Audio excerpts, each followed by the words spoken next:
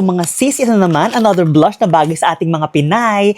It is the MAC Mineralized Blush at ang kulay nito is Dainty. Ayan. Tapos ang maganda dito sa Dainty, bagay na bagay actually yung pangalan niya kasi it's a very light pink. Kitang-kita naman natin. Bagay ito sa atin dun sa mga yung medyo anti-blush but you just wanna give a little something, di ba? Kasi yun yung trend ngayon, lalo na pag gumawa ka ng smoky eye, gusto mo yung blush mo lighter, di ba? So parang ito, para lang siyang fairy dusty rose, ganyan. So we're gonna be using the Rare Beauty Blush Brush.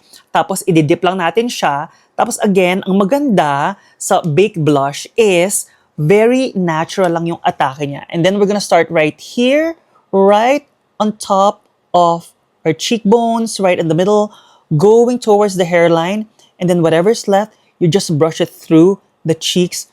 Tignan mo sis, oh my God, napaka-feminine.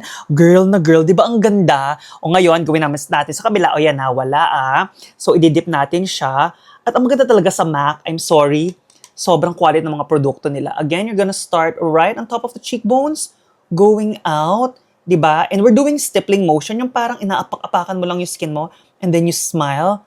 Tingnan mo. At yan nga ang maganda sa baked blush. Kasi nga, kahit mabigat yung kamay mo, alam mo yun, kahit heavy-handed ka, perfect pa rin yung application kasi very smooth lang talaga. Tingnan mo, ang ganda, di ba? So, this is the blush of MAC. It's called Dainty. Bagay na bagay, di ba? Parang dalaga na tayo ulit! So, yon. Ito nga, ang pink blush para doon sa mga anti-pink pero you just want a hint of pink.